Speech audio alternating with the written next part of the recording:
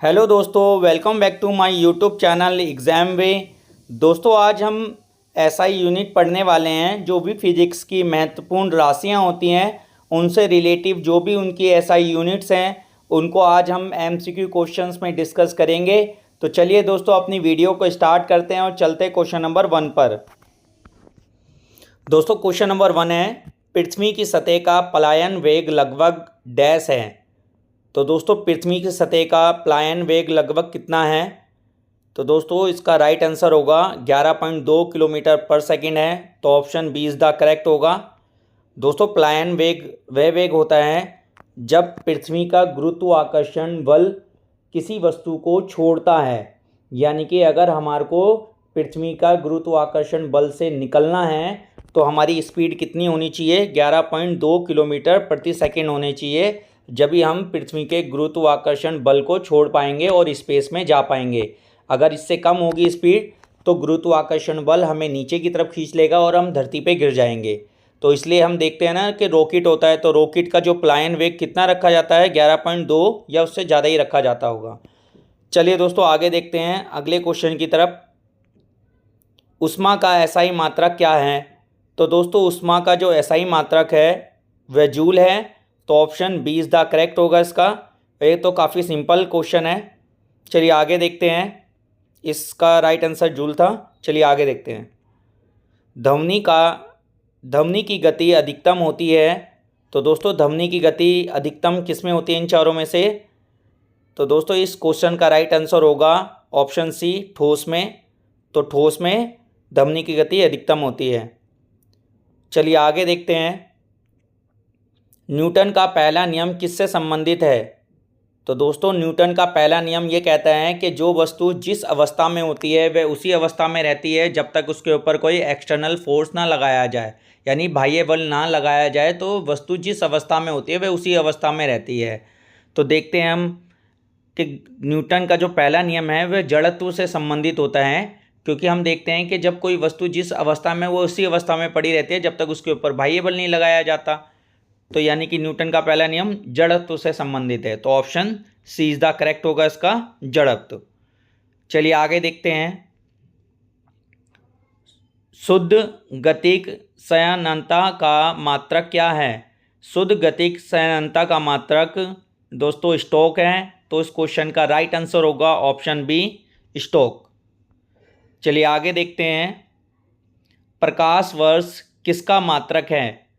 तो दोस्तों, स्पेस में जब हम दूरियां नापते हैं तो प्रकाश वर्ष में नापी जाती है। तो प्रकाश वर्ष का जो एसआई मात्रक है वह दूरी है। तो इस क्वेश्चन का राइट आंसर ऑप्शन सी होगा, दूरी। चलिए आगे देखते हैं। दूरी का एसआई मात्रक क्या है? तो दोस्तों, दूरी का जो एसआई मात्रक है वह मीटर है। तो option C is the correct होगा, मीटर। चलिए आगे देखते हैं।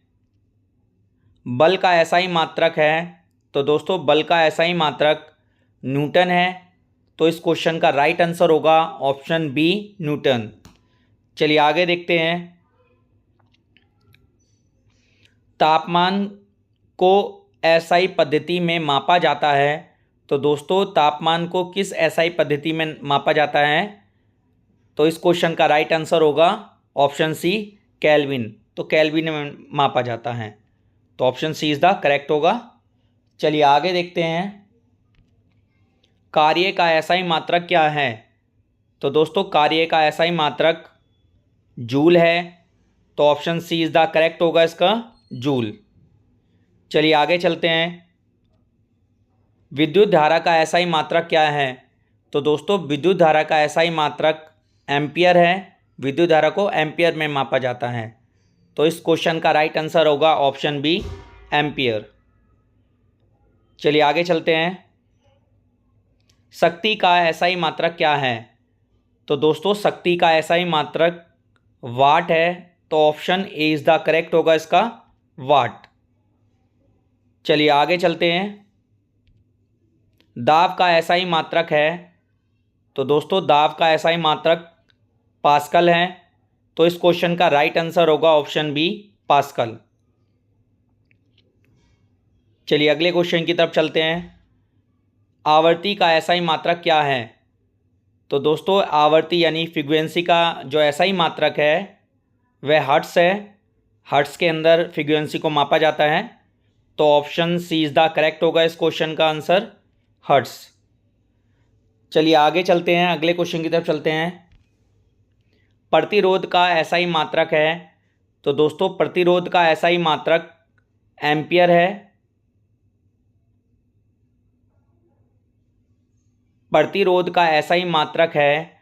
तो दोस्तों प्रतिरोध का एसआई मात्रक ओम है। तो इस क्वेश्चन का राइट आंसर होगा ऑप्शन ए, ओम। चलिए अगले क्वेश्चन की तरफ चलते हैं। द्रव्यमान का एसआई मात्रक है। तो दोस्तों द्रव्यमान का एसआई मात्रक किलोग्राम है, क्योंकि द्रव्यमान को किलोग्राम में मापा जाता है। तो इस क्वेश्चन का राइट आंसर होगा ऑप्शन बी, किलोग्राम। चलिए आगे चलते हैं। लैंप की ज्योति का एसआई मात्रक क्या है? तो दोस्तों लैंप की ज्योति का एसआई मात्रक कैंडिला है। तो option A is the correct होगा, कैंडिला। चलिए दोस्तों अगले क्वेश्चन की तरफ चलते हैं। कोणीय विस्थापन का एसआई मात्रक क्या है? तो दोस्तों कोणीय विस्थापन का एसआई मात्रक रेडियन है। तो option A is the correct होगा इसका, रेडियन। चलिए दोस्तों आगे चलते हैं। विद्युत धारिता का एसआई मात्रक क्या है? तो दोस्तों विद्युत धारिता का एसआई मात्रक फैराड है। तो option C is the correct होगा इसका, फैराड। चलिए दोस्तों आगे चलते हैं। चाल का एसआई मात्रक क्या है? तो दोस्तों काफ़ी सिंपल क्वेश्चन है। चाल का एसआई मात्रक मीटर प्रति सेकंड है। तो option B is the correct होगा। तो दोस्तों ये हमारे 20 MCQ क्वेश्चंस थे जो कि काफ़ी इम्पोर्टेंट थे। अगर आपको ये वीडियो पसंद आई है तो मेरे चैनल को लाइक एंड सब्सक्राइब कीजिए। Thank you for watching this video.